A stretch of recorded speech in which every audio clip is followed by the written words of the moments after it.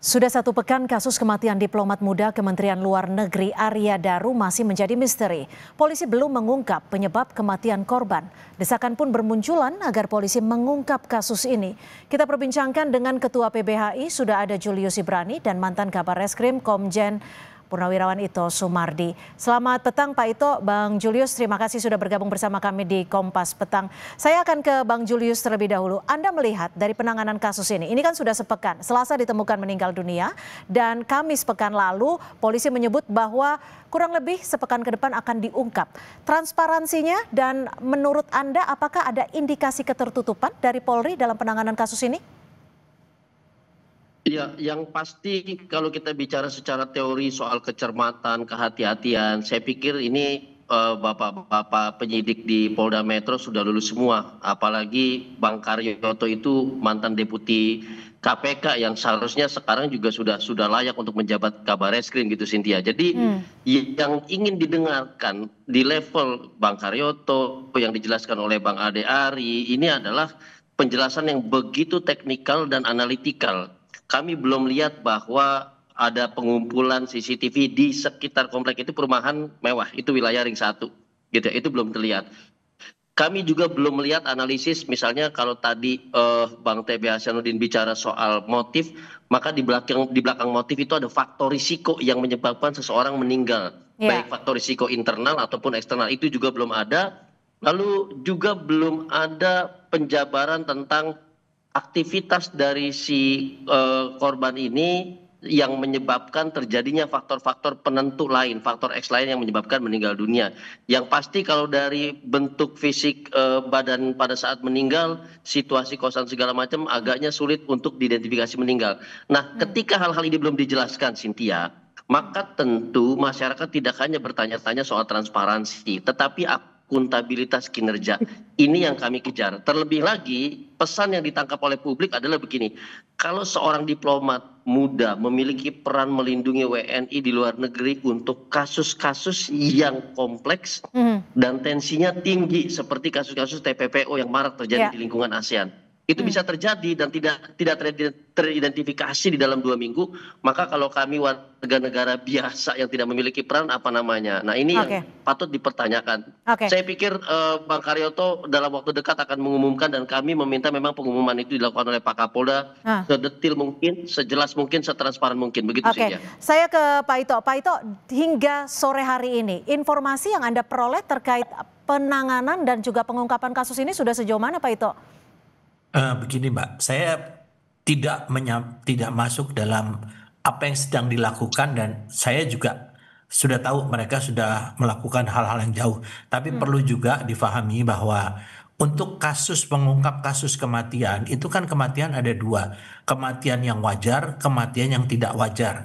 Tidak wajar ini ada 2 lagi. Baik dibunuh ataupun dia meninggal karena bunuh diri. Nah, kalau sudah meninggal atau bunuh diri, kuncinya adalah otopsi. Jadi tentunya dari otopsi ini akan bisa diperoleh penyebab kematian ataupun waktu kematian. Penyebab juga kalau diotopsi karena ini adalah kepalanya di lakban, maka yang harus diotopsi adalah bagaimana di arah torak ya atau paru-paru untuk menentukan apakah korban ini sudah meninggal baru dilakban ataukah korban masih hidup baru dilakban seperti orang yang tenggelam. Sehingga inilah yang memerlukan kehati-hatian. Kemudian yang kedua adalah masalah bagaimana menganalisa CCTV. Kemudian yang ketiga bagaimana menganalisa untuk jejak digital handphone. Dan tadi sudah disampaikan oleh Bang Julius bahwa latar belakang dari psikologi kalau itu memang pembunuhan, maka yang main di sini adalah kedokteran kehakiman dengan juga digital forensik. Kalau namanya ini karena bunuh diri, maka yang main di sini fungsinya adalah psikologi forensik. Saya dengar dari teman-teman di sana semua ahli-ahli ini saat ini dilibatkan baik di lingkungan Polri maupun dari luar, Mbak. Demikian. Kalau misalkan memang ini betul adalah pembunuhan berencana dengan latar belakang yang bersangkutan ataupun almarhum pernah menangani kasus TPPO, apa saja yang harus ditelusuri oleh penyidik sendiri, Pak Ito? Saya mantan duta besar dan saya menangani selama di Myanmar beberapa kasus untuk TPPO.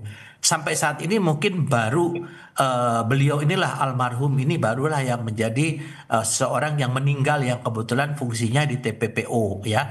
Jadi disampaikan Bang Julius, menurut saya memang diplomat itu ada untuk yang rawan ya bertugas di daerah rawan maupun yang bertugas di fungsi yang rawan. Nah, yang bersangkutan kan demikian. Nah, saya yakin dan saya juga sudah berkomunikasi dengan Pak Kabid Humas, kemungkinan ini ditelusuri oleh teman-teman tentunya dengan melakukan cross check dengan tempat yang bersangkutan bekerja dan kasus-kasus, dan kalau tidak salah juga kan yang bersangkutan punya laptop. Laptopnya ini juga menjadi objek untuk penelitian. Kemudian misalnya HP-nya ingoing dengan outgoing itu call-nya itu semua akan menarik perhatian. Mudah-mudahan ini bisa membuka, karena saya pikir kalau dikatakan harus cepat tetapi tidak cermat, ini akan menimbulkan spekulasi-spekulasi. Demikian.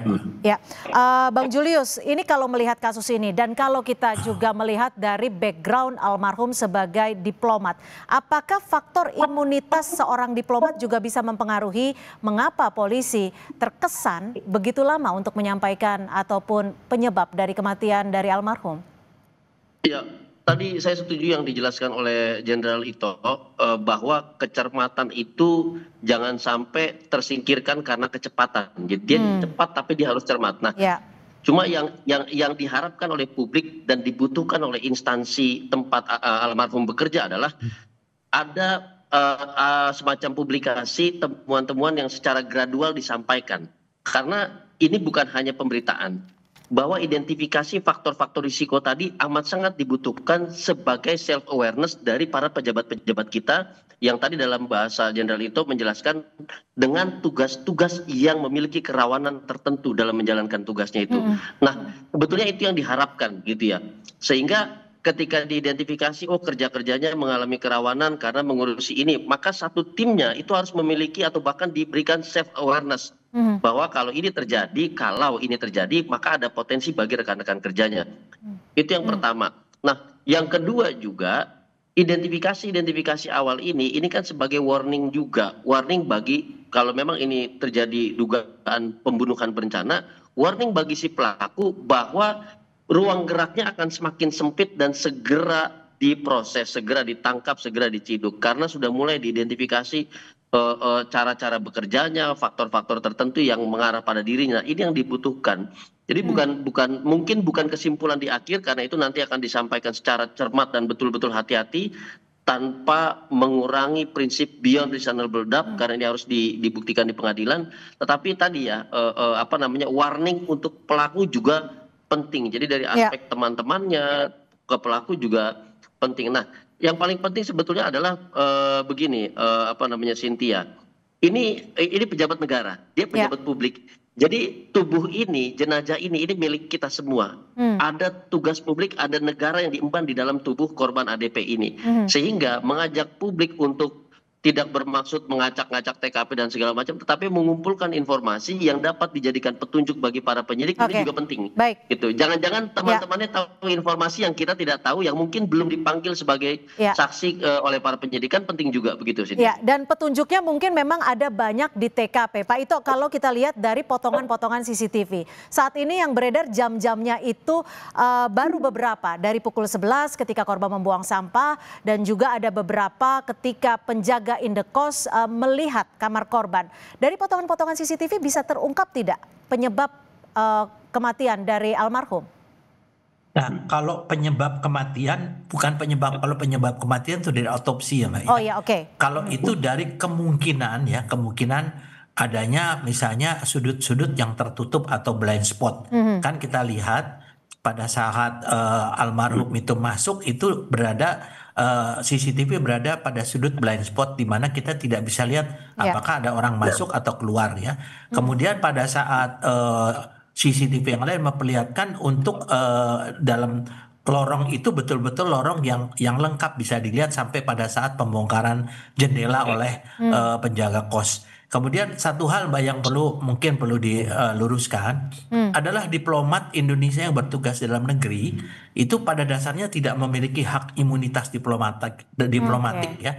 sebagaimana untuk diplomat asing yang bertugas di negara penerima. Tapi kalau kita bertugas di luar negeri, maka kita punya hak imunitas diplomatik, yaitu yang bersangkutan ini memang nanti pada saat bertugas di Helsinki, maka dia akan memiliki kekebalan diplomatik. Kemudian satu hal lagi, ini yang bersangkutan kan pernah bersama-sama di KBRI Yangon ya, itu selama 3 tahun. Paling tidak saya juga sudah menanyakan teman-teman almarhum itu dan saya pun tahu betul bagaimana pribadi almarhum. Jadi memang kita ini juga masukan juga tadi disampaikan oleh Pak Julius Kalau bahwa dari kepribadian yang Anda kumpulkan, ada kemungkinan bunuh diri? saya tidak yakin karena orangnya memang dia pendiam, tetapi dia orangnya istilahnya dia pendiam, tapi dia selalu untuk bersosialisasi sangat baik. Kalau ada kegiatan-kegiatan dia kumpul, dan waktu itu kan statusnya masih local staff ya.